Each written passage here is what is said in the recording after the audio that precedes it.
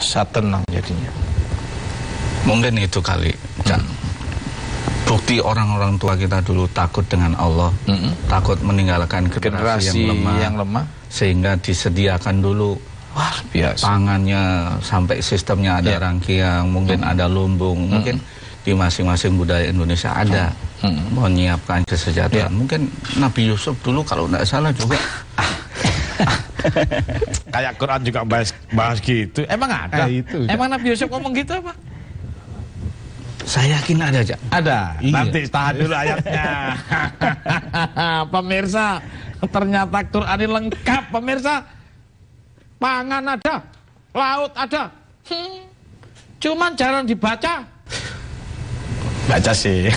Cuman kagak ngerti karena kadang-kadang cuman bahasa lain, makanya dua-duanya bahasa Arab dan terjemahan supaya tahu ada lumbung. Ya, Mas Rahman, apa usaha yang dilakukan dalam rangka tetap mempertahankan pangan? Ya, jadi tadi antara pertanian dan peternakan itu ada satu kesatuan seperti itu. Ya. Dan ketika kita memproduksi di pertanian ini kan ada limbah. Ya. Nah, limbah ini kalau kita tidak olah itu bisa menjadi merusak. Misalnya kalau salah kita mengolahnya, misalnya dengan membakar, itu kan bisa merusak tanah. Nah, caranya adalah dengan mengolah limbah pertanian ini, misalnya jerami itu, menjadi pakan ternak. Sebentar. Sehabis panen, diambil berasnya, tinggal jeraminya. Betul. Ini termasuk kotoran, kan gitu kesannya. Betul. Sekarang ini karena ada teknologi dan manusia mulai kembali kepada budidaya itu, pola pikirnya bukan ke industri, bukan itu, maka ditemukanlah sebuah ilmu yang tadinya sampah ini, ulang lagi menjadi. Jadi kita olah menjadi pakan ternak yang kaya dengan nutrisi yang dibutuhkan oleh ternak itu. Oh, jadi jerami itu bisa menjadi pakan ternak. Pakan ternak. Dicampur dengan dedak yang dari ketika kita membuat beras itu ada dedak, itu dicampur, difermentasikan dengan menggunakan mikroba atau mikroba yang baik, sehingga ini menjadi nutrisi yang baik bagi ternak. Artinya jerami ini yang dulunya dibakar, sekarang bisa dibudidayakan menjadi pakan ternak. Sehat nggak? Ternaknya sehat. Sehat ternaknya. Oke, lanjut. Nah, ini dulu sebenarnya sudah dilakukan oleh nenek moyang kita, tetapi ada masa di mana kita meninggalkan itu. Nah, sekarang kita kembali lagi, diulang kembali mengolah itu, gitu ya. Jangan sok ke barat-baratan. Betul. Jadi kita kembali ke culture ya. Lanjut. Nah, kemudian ternak ini kan juga ada limbahnya, kotorannya. Ternak ada limbahnya, ya. Nah, kalau kita buang begitu saja, ini juga akan merusak menjadi lingkungan. Sampah lagi, bisa merusak lingkungan. Iya. Nah, dengan bantuan teknologi itu tadi lagi, kita rubah menjadi pupuk yang langsung siap dipakai oleh pupuk pertanian untuk itu. pertanian itu sendiri. Pertanian itu sendiri, gitu. Loh. Sehingga boleh dikata di dalam produksi itu ada zero waste, tidak ada lagi limbah yang merusak alam seperti itu. Nol, betul ya, semuanya bermanfaat. Dimanfaatkan, diberi nilai tambah. Nggak apa-apa ya. Kan tadinya kotoran jadi makanan lagi. Halal, dari tanah kembali ke tanah. Oke, itu luar biasa. Kalau hatinya petani, peternak, orang yang ngurusin kebun, ngurusin perairan, ngurusin real estate pun, kalau dia hatinya kena wahyu, ada Al-Qur'annya, wah luar biasa. Luar biasa. Pasti selalu menjaga keseimbangan. Berarti masih lebih bagus dari kotoran tadi menjadi pupuk. Dengan proses pupuk jadilah padi lagi. Kita makan daripada korupsi.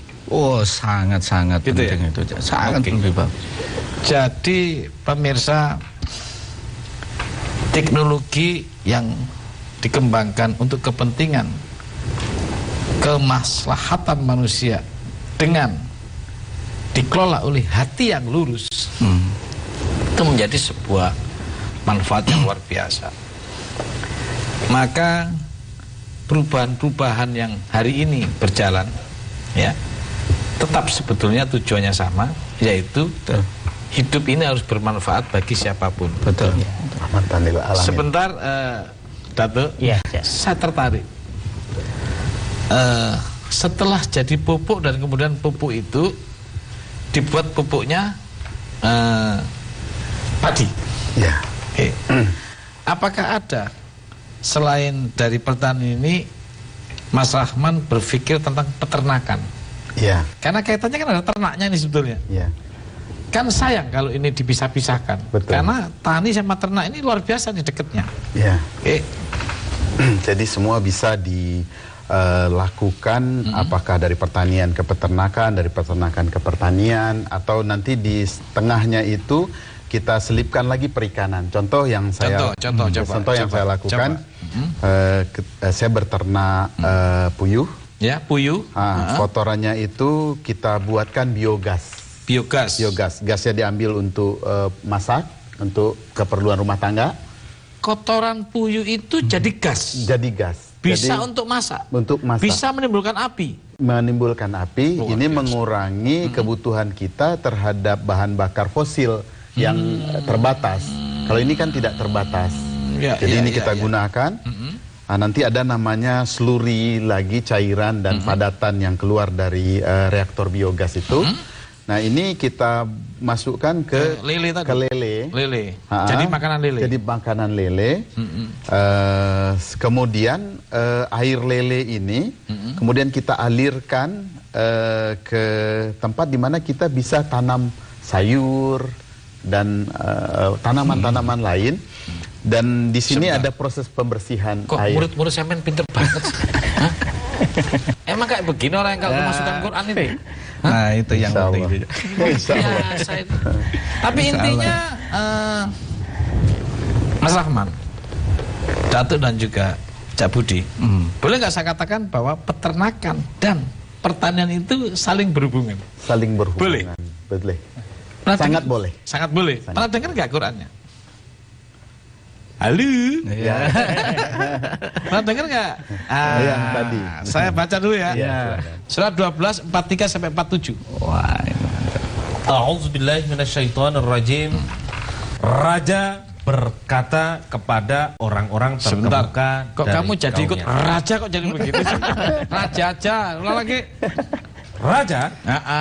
Raja berkata kepada orang-orang terkemuka dari kaumnya. Sesungguhnya aku bermimpi melihat 7 ekor sapi betina yang gemuk-gemuk. Terus dimakan oleh 7 ekor sapi betina yang kurus-kurus. Sapi betina gemuk-gemuk dimakan sapi betina kurus-kurus. Ya. Lanjut. Dan 7 bulir gandum yang ada sapi, ada gandum. Lanjut. Dan 7 bulir lainnya yang kering. Hai orang-orang yang terkemuka, ya, terangkanlah kepadaku tentang tabir mimpiku itu jika kamu dapat menakbirkan mimpi. Lanjut. Mereka menjawab, itu adalah mimpi yang kosong dan kamu sekali-kali tidak tahu mentakbirkan mimpi itu. Nah, lanjut. Dan berkatalah orang yang selamat di antara mereka berdua dan teringat kepada Yusuf sesudah beberapa waktu lamanya. Aku akan menceritakan kepadamu tentang orang yang pandai menakbirkan mimpi itu. Maka utuslah aku kepadanya. Setelah pelayan itu berjumpa dengan Yusuf, dia berseru, Yusuf, hai orang yang amat dipercaya, terangkanlah kepada kami tentang 7 ekor sapi betina yang gemuk-gemuk yang dimakan oleh 7 ekor sapi betina yang kurus-kurus, dan 7 bulir gandum yang hijau, dan 7 lainnya yang kering, agar aku kembali kepada orang-orang itu. Tahan, pemirsa. Hampir nyambung. Ada 7 ekor sapi dan ada 7 gandum. Jangan-jangan ada 7 tahun. Habis ini pemirsa kita bahas Quran, tapi sabar. Ada yang mau lewat? Yaitu Ramadan yang menyatukan.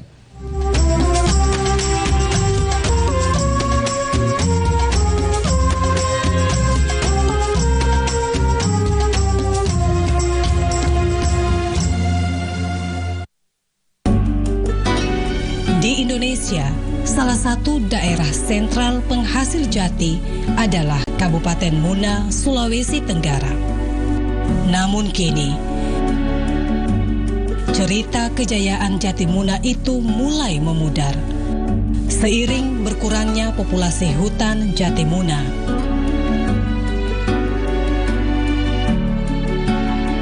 Kembalikan kejayaan jati Muna.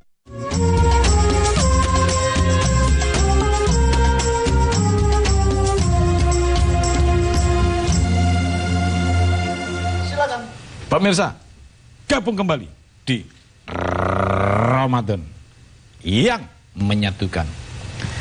Pemirsa, saya ulang lagi supaya pemahamannya lebih kafah.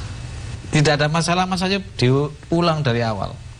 Surat 12 ayat 43 sampai 47. Ada hikmah apa di dalam ini? Ayo silakan. Raja berkata kepada orang-orang terkemuka dari kaumnya, sesungguhnya aku bermimpi melihat 7 ekor sapi betina yang gemuk-gemuk dimakan oleh 7 ekor sapi betina yang kurus-kurus, dan 7 bulir gandum yang hijau dan 7 bulir lainnya yang kering. Hai orang-orang yang terkemuka, terangkanlah kepadaku tentang tabir mimpiku itu jika kamu dapat menafsirkan mimpi. Lanjut. Mereka menjawab, itu adalah mimpi yang kosong, dan kamu sekali-kali tidak tahu mentakbirkan mimpi itu. Lanjut. Dan berkatalah orang yang selamat di antara mereka berdua, dan teringat kepada Yusuf sesudah beberapa waktu lamanya. Aku akan menceritakan kepadamu tentang orang yang pandai menakbirkan mimpi itu. Maka utuslah aku kepadanya. Setelah pelayan itu berjumpa dengan Yusuf, dia berseru, Yusuf, hai orang-orang yang amat dipercaya, terangkanlah kepada kami tentang 7 ekor sapi betina yang gemuk-gemuk yang dimakan oleh 7 ekor sapi betina yang kurus-kurus, dan 7 bulir gandum yang hijau dan 7 lainnya yang kering, agar aku kembali kepada orang-orang itu agar mereka mengetahuinya. Terus Yusuf berkata, supaya kamu bertanam 7 tahun lamanya sebagaimana biasa. Saya baru dapat dah hikmahnya ini. Berarti kira-kira begini dah.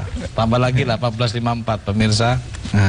Ya, Allah selalu menggunakan kata-kata amsal. Dan sesungguhnya kami telah mengulang-ulangi bagi manusia dalam Al-Quran itu bermacam-macam perumpamaan. Dan manusia adalah makhluk yang paling banyak membantah. Nah, bahasa Arabnya apa itu ya? Amsal. Amsal. Jadi bisa jadi ini amsal yang harus ditakwilkan.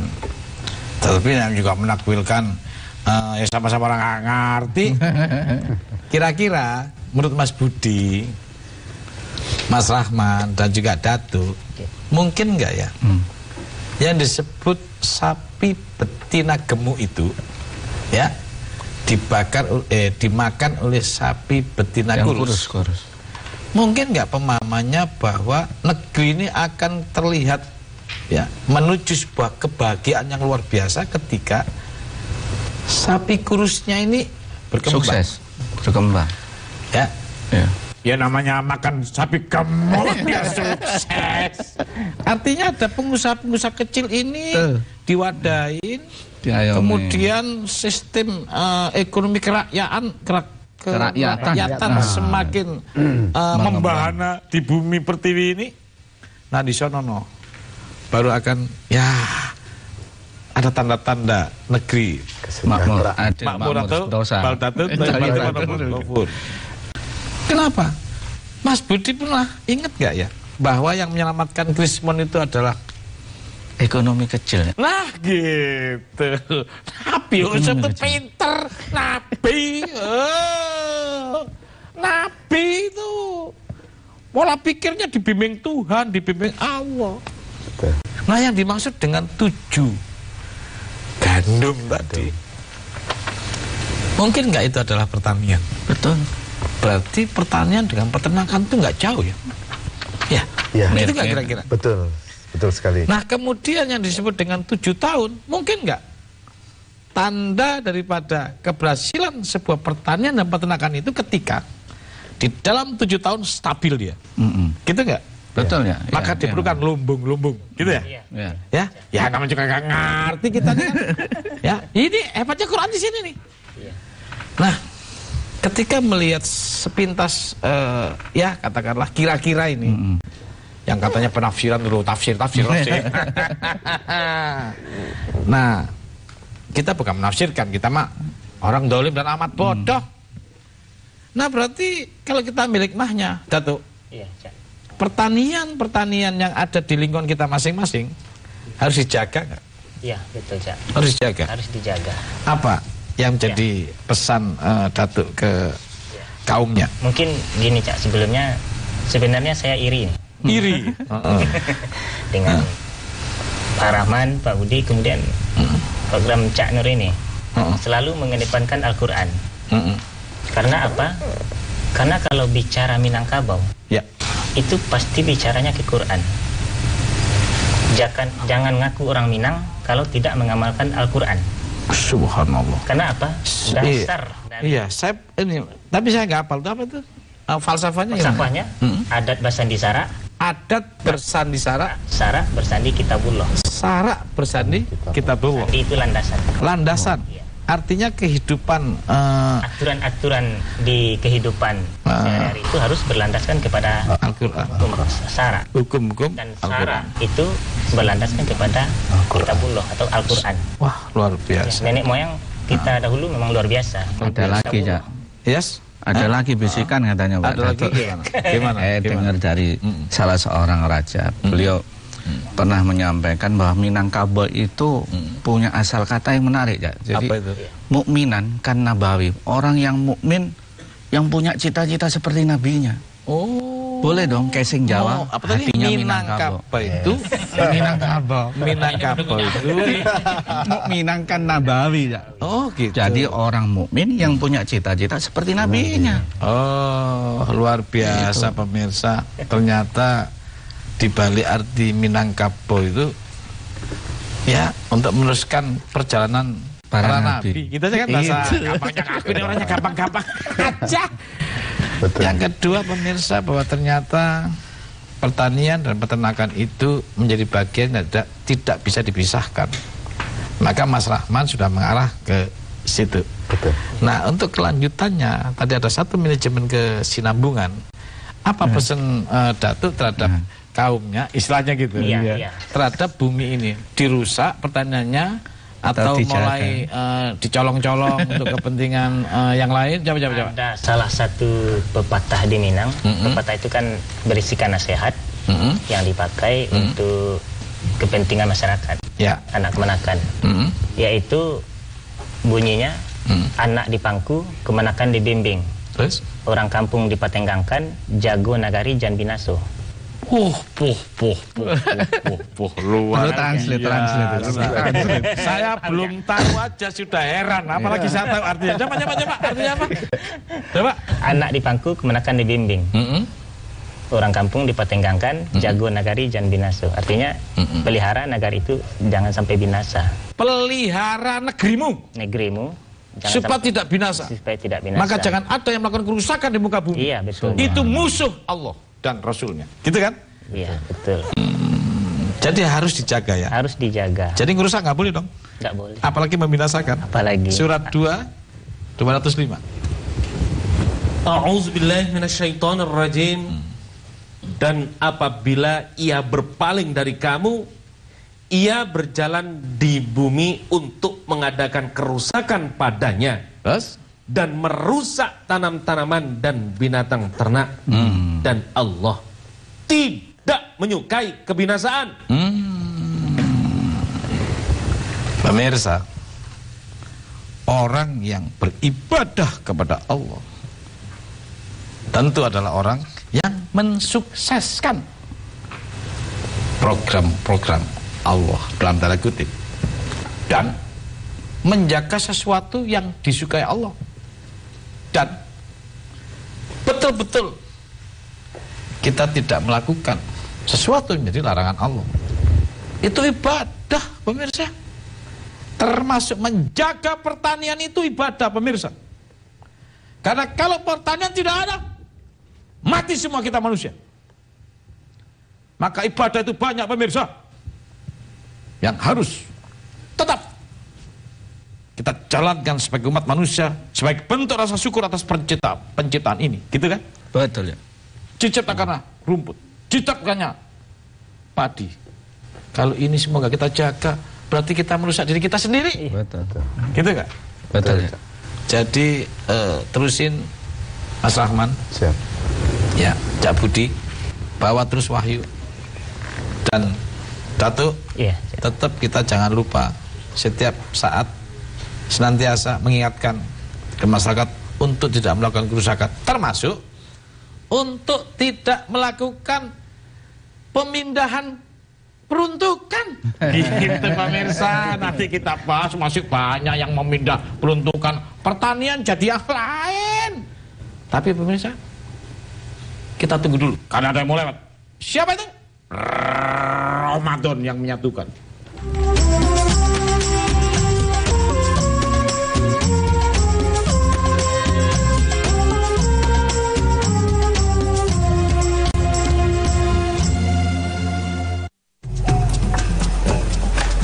Dia, tari main no kanda, udah gai ki, au piara ki atau?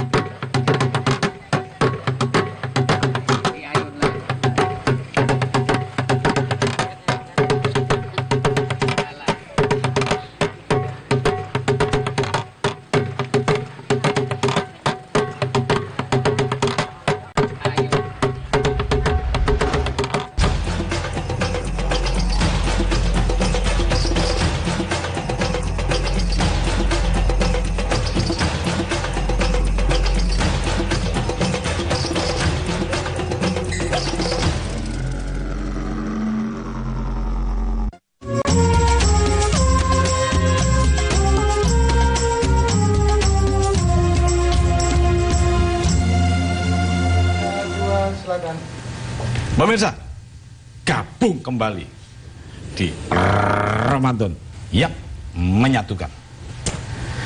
Pemirsa, yang namanya merusak itu macam-macam. Ada merusak fisik, sawahnya dirusak. Ada merusak bumi, buminya dihancurin kanan kirinya. Ada yang merusak aturan. Merusak aturan ini bahaya pemirsa, karena pakai tanda tangan. Ini bahaya. Lawang kebutuhan biasanya untuk pangan, to'am, dirubah jadi yang lain. Bukan nggak boleh pemirsa.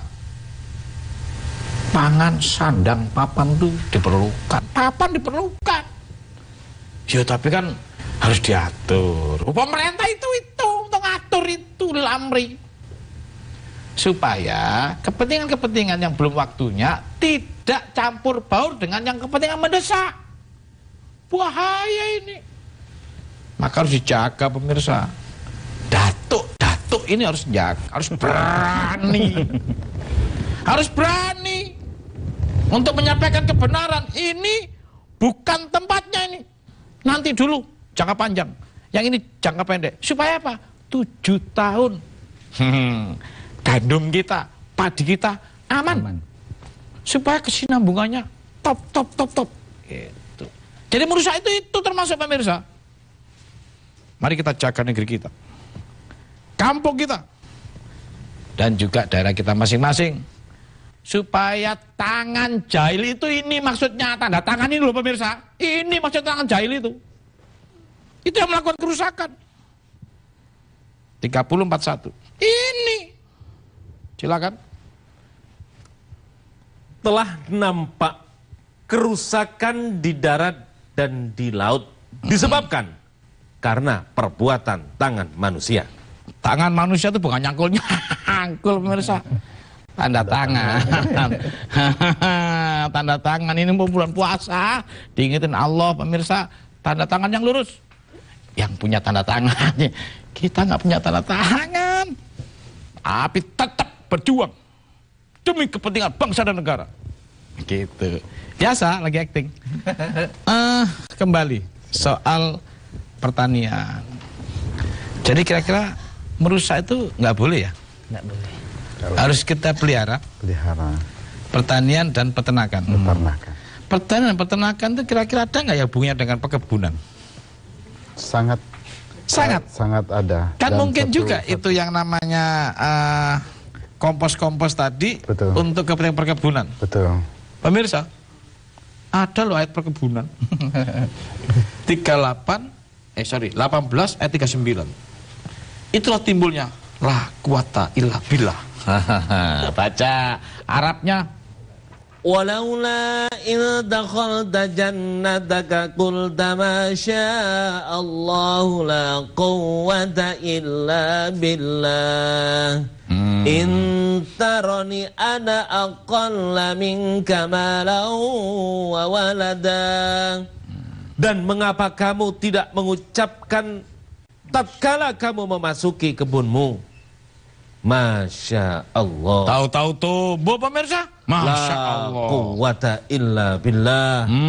Sungguh atas kehendak Allah semuanya ini terwujud.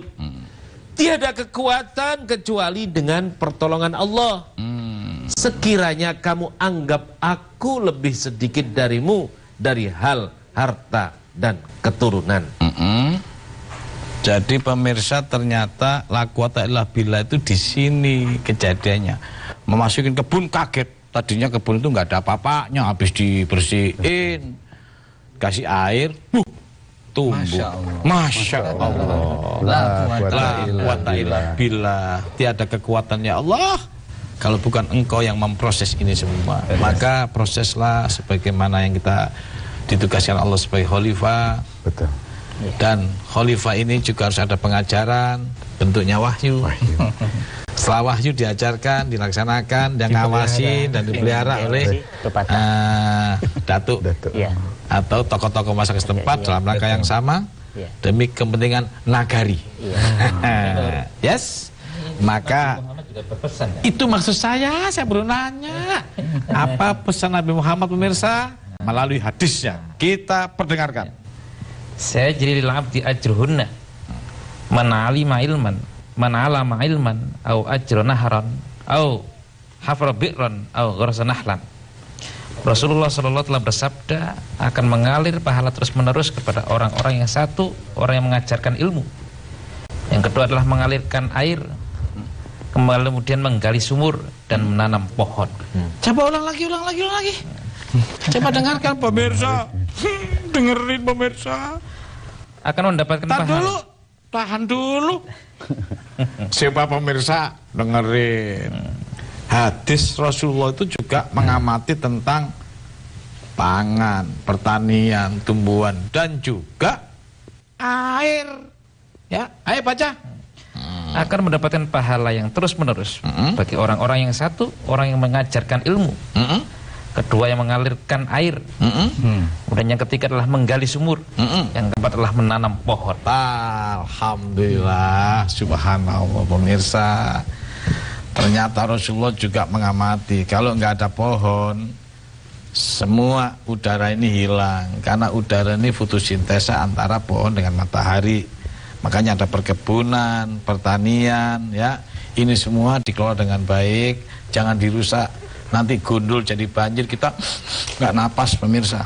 Maka saya terima kasih sebagai pelaku-pelaku pertanian, pelaku-pelaku perkebunan dan peternakan untuk menjaga stabilitas nasional. Karena itu pemirsa, pangan dalam bentuk pertanian